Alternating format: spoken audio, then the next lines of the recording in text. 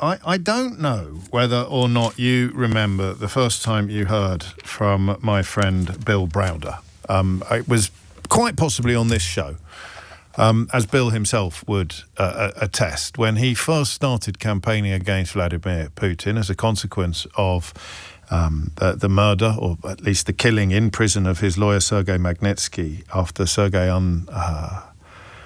uncovered a massive fraud of the Russian people.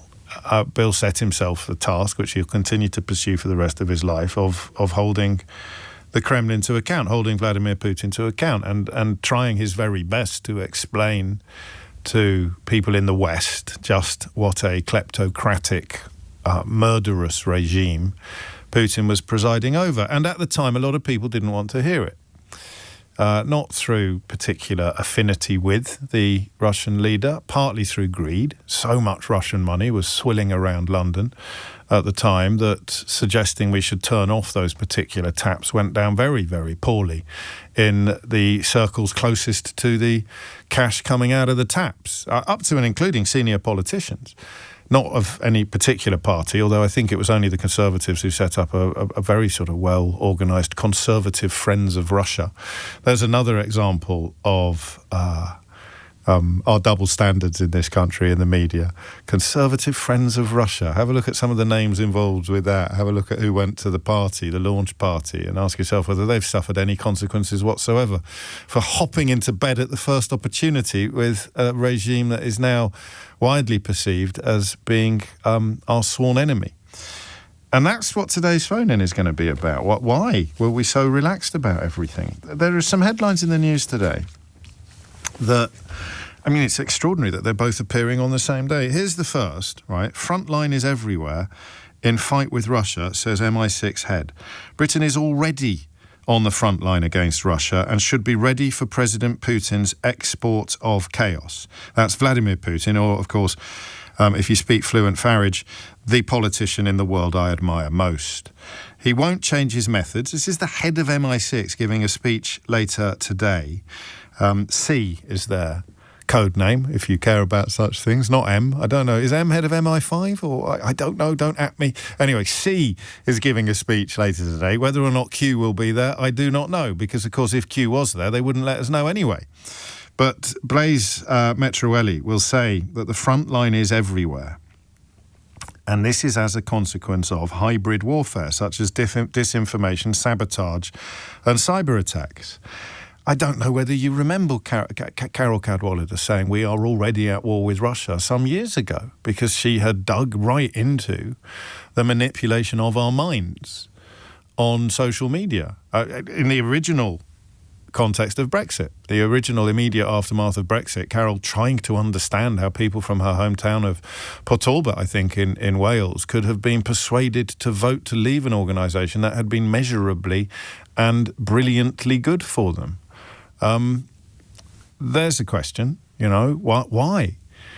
Carol was roundly derided. I remember Andrew Neil calling her a crazy cat lady and not suffering any censure whatsoever from his bosses at the BBC, because anybody who tells you that BBC presenters aren't allowed to hold opinions is lying. You're only forbidden from holding certain opinions. Did Blaise Metreweli used to be Q? Did she? Crikey, is it a he or a she? Anyway, who knows? Blaise, not Belize. Just speaking to a screen now in front of me. That's what I'm reduced to. It fits, of course, with the Russian narrative, the idea of speaking to screens, because when Carol Cadwallader said we're already at war with Russia, people like Andrew Neil attacked her in very misogynistic ways. I wonder whether, now that the head of MI6 is saying we are already at war with Russia, the front line is everywhere in the fight with Russia, people will, A, pay a little bit more attention, and B, apologise to Carol. Don't hold your breath for the second bit. Air Chief Marshal Sir Richard Knighton, the Chief of the Defence Staff, will also deliver a speech today, calling upon the nation to build Britain's resilience in the face of growing threats and uncertainty. These lines, right? Sorry, I'm going to get a bit excitable. How are these lines not landing harder? Listen to this line here, right? Listen to this line here. he will say that the price of peace is increasing and warn of the increased probability of Russia invading a NATO country. Donald Trump trying to wash his hands of NATO, of course. Donald Trump never does anything that doesn't delight Vladimir Putin. Again, is that part of the reason why? Is it because so many people have kind of nailed their colours to Donald Trump's hideous mast that they can't now climb down? Is it linked to Trump? I don't know that it is, actually. I don't think all roads lead to Trump, but certainly Vladimir Putin's increased confidence and threat to the West has been aided and abetted by Donald Trump's policies and behaviour. Of that, no one can argue. So if you'd been one of the people saying, oh, don't worry about what Donald Trump says, just focus on what he does. If you'd been one of the people using Trump derangement syndrome as a description of people who can see the reality, as opposed to a description of people who think that he wasn't a desperate threat to all that we hold dear in the West, then does that stop you from acknowledging the true threat that Vladimir Putin poses? This is the Chief of the Defence Staff in a speech he'll deliver later today. The war in Ukraine shows Putin's willingness to target neighbouring states, including their civilian populations, potentially with such novel and destructive weapons, threatens the whole of NATO, including the UK. Wow. Blaise Metreweli, the first woman to lead the agency, is speaking of aggressive, expansionist and revisionist Russia. This will be delivered from inside MI6 headquarters in Vauxhall. Putin should be in no doubt. Our support is enduring for Ukraine. The pressure we apply on Ukraine's behalf will be sustained. The export of chaos is a feature, not a bug, in the Russian approach to international engagement, and we should be ready for this to continue until Putin is forced to change his calculus. So, one of the reasons why this extraordinary, what would you call it? What's like a word for complacency? Complacency. There you go. That's the word. Inertia is a slightly better word. That was Newton's first law. It came up in a crossword yesterday. This inertia, this complacency. One of the reasons for it, I think, will be this: nobody thinks they've been manipulated. So when Carol was saying, "You don't understand. We're already at war with Russia. Russia is already massively damaging our national interest by encouraging people here to do things against our national interest." Most obviously Brexit. Nobody actually turned around. Nobody thought for a minute that they'd voted to leave the European Union because Vladimir Putin wanted them to. Right? Even when Farage was marching around singing Vladimir Putin's praises to the rooftops, he was still quite a fringe figure. It was only weirdos like me that were pointing out just what a hideous threat he potentially posed to all that we hold dear in the West, just like Donald Trump. You can't be a fanboy, a cheerleader for Vladimir Putin without being a traitor to British interests, without being a traitor to British values, let alone real politics, simple interests, economic interests, military interests. You cannot call Vladimir Putin the politician you admire the most without being diametrically opposed to the British interest. But he wasn't really taken very seriously back then. Of course, he is now. It might be too late to sit up and take notice. But nobody thought that they voted to leave the European Union because of Russian manipulation. I mean, who would? You're going to sit there and go, don't be daft. Oh, yeah, you got me. Oh, flipping Vladimir, eh? That's it. But all of the online chatter, and it's only got worse, not better subsequently, about sovereignty or about, what was it, the EU SSSR, was it? The Fourth Reich.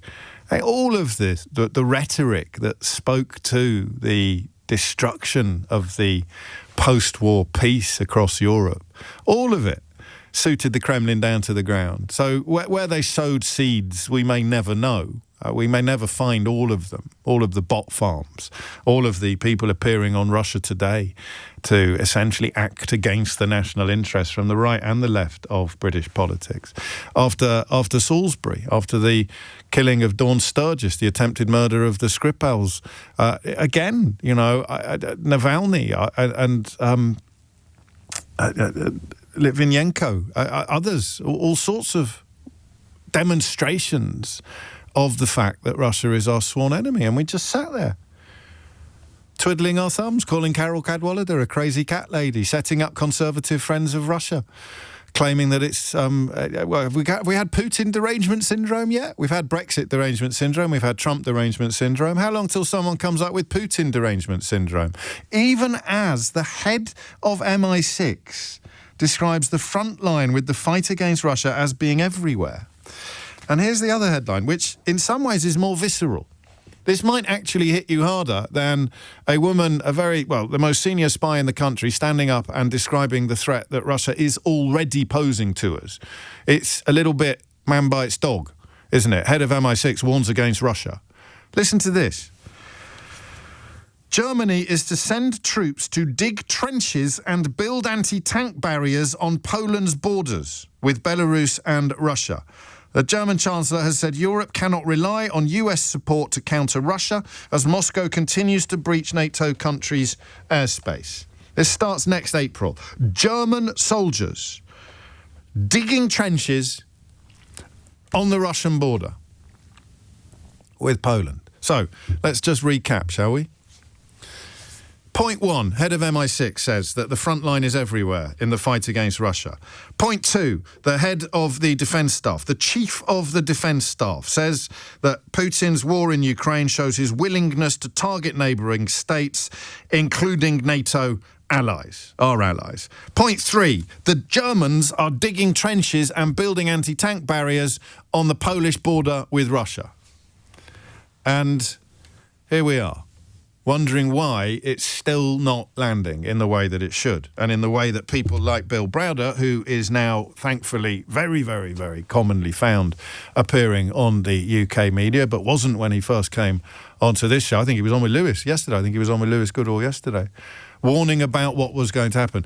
In its simplest terms, the only way Putin gets to hold on to all the money that he's stolen, which is a sum of money that is quite possibly in excess of even Elon Musk's fortune. But the only way in which Vladimir Putin gets to hold on to all the money that he's stolen is by destabilising the West and keeping his own population in a state of perpetual war. That's it. It's that simple. I will be taking no further questions. So, if you're my age or a little bit younger, but certainly if you're older, you grew up with Russia being our sworn enemy. You grew up with the threat of the Cold War.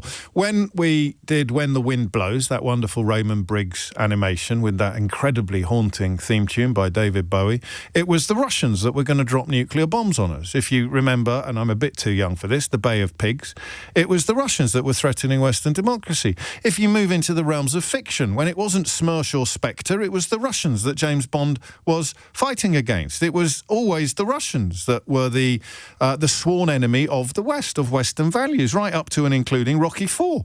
It was a Russian that Rocky had to finally... was it Rocky IV or Rocky III? Rocky III, I think. So I grew up in a world where absolutely everybody was aware of the threat that Russia posed to peace, the 4-minute warning, the Cold War, nuclear proliferation. And then along came Gorbachev, Glasnost, Perestroika, and the end of history, as Francis Fukuyama, the historian, called it. Because when the Cold War was over, the liberal democratic model had prevailed. I guess, you know, you'd have to sort of ignore the existence of China for that to hold. But people managed to do that. And yet here we are now in 2025, nearly in 2026, and those three things are true. The head of MI6 is describing Russia as already being at war with us. The chief of the defence staff is describing the very real possibility of Vladimir Putin invading one of our NATO allies, a NATO country. The Germans are digging trenches on Poland's borders. And Donald Trump, the leader of the, quotes, free world, end quotes, might as well be, if he isn't, he might as well be in Vladimir Putin's pocket. Just think of those 4 facts and tell me how this happened. 0345 606 0973. In the space of my 53 years on this earth, we have gone from understanding that Russia was the biggest threat to our way of life on this planet, to acknowledging that it wasn't anymore, to failing to notice that it is again. How has this happened? It was Rocky IV, of course. 2 tribes, Alan. 2 tribes. When two tribes go to war, one is all that you can score. Frankie Goes to Hollywood's famous contribution to military history, not to mention Sting. In Europe and America, you remember Sting? Russians? But Russians! He sang about Russians. He didn't sing...